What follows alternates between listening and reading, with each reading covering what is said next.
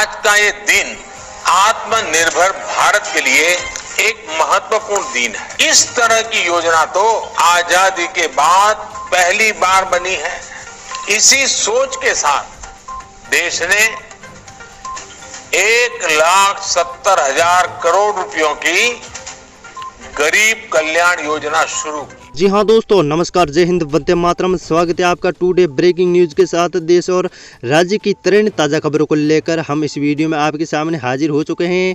इसके अलावा राशन वितरण, मौसम समाचार, पेट्रोल डीजल, किसान सम्मान निधि योजना, ई श्रम योजना, LPG gas cylinder, Aadhaar card, ration card, driving licence, school college, सोना चांदी समाचार, मोदी सरकार की यार छोटी सी छोटी खबरें हम इस वीडियो के अंदर देने वाले हैं। इसलिए भाइयों बहनों, मेरी आपसे गुजारिश है कि आप इस वीडियो को अंतिम तक जरूर देखिएगा। तो दोस्तों, आज की सबसे पहली और बड़ी खबर की बात करते हैं तो आवास के लिए अभी करे आवेदन, खाते में आएगा पैसा। जी हाँ दोस्तों, PM आवास योजना ग्रामीण के तहत लाभार्थियों को 1,20,000 रुपए की सब्सिडी दी जाती है। वही दुर्गम और पहाड़ी इलाकों में रहने वाले लाभार्थियों को 1,30,000 रुपए की सब्सिडी दी जाती है। इसमें पहली किस्त का मकान नींव रखने के समय दी जाती है। दूसरी किस्त का मकान निर्माण 50% पूरा होने पर दी जाती है। तीसरी किस्त का 25% निर्माण कार्य होने पर दी जाती हैं। वही योजना की चौथी और अंतिम किस्त का भुगतान मकान निर्माण पूरा होने पर दिया जाता है। यदि लाभार्थी स्वच्छ भारत अभियान के तहत घर में शौचालय का निर्माण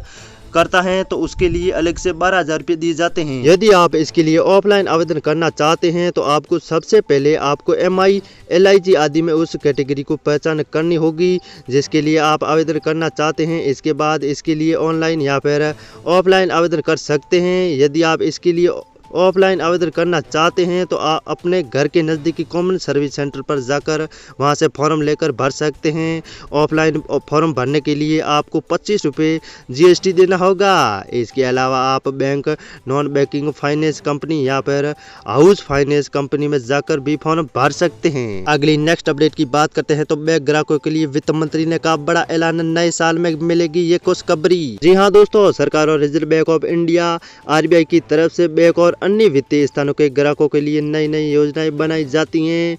सरकार की तरफ से उठाए जाने वाले इन कदमों में ग्राहकों की सहूलियत बढ़ती है। अब सरकार की तरफ से एक और प्लानिंग की जा रही है जिससे आने वाले समय में बैंक ग्राहकों और वित्तीय स्थानों के ग्राहकों को राहत मिलेगी। वित्त मंत्री निर्मला सीतारमण ने कहा है कि अलग अलग वित्तीय स्थानों के बीच लेन देन को आसान बनाने के लिए एक समान अपने ग्राहकों को जानो KYC को लागू करने की दिशा में काम चल रहा है। जैसा कि इस व्यवस्था के लागू होने के बाद आपको हर बार अलग अलग स्थानों में लेन देन के लिए अपना KYC नहीं देना होगा। वित्त मंत्री ने कहा है कि सरकार और वित्तीय क्षेत्र से जुड़े नियामक सभी को एक मंच पर लाने के लिए प्रयास किए जा रहे हैं जिससे कारोबारी सुगमता बढ़ाने में मदद मिलेगी। बैंकिंग विभाग एवं पूंजी बाजारों में एक समान KYC के इस्तेमाल के मुद्दे पर पिछले सप्ताह वित्तीय नियामकों एवं वित्त मंत्री की बैठक में चर्चा हुई थी। और इसके साथ ही दीपावली से पहले बम्पर धमाका, इन बैंक ग्राहकों को मिलेगा 5 लाख रुपए। जी हाँ दोस्तों, आपको शायद नहीं पता हो लेकिन RBI की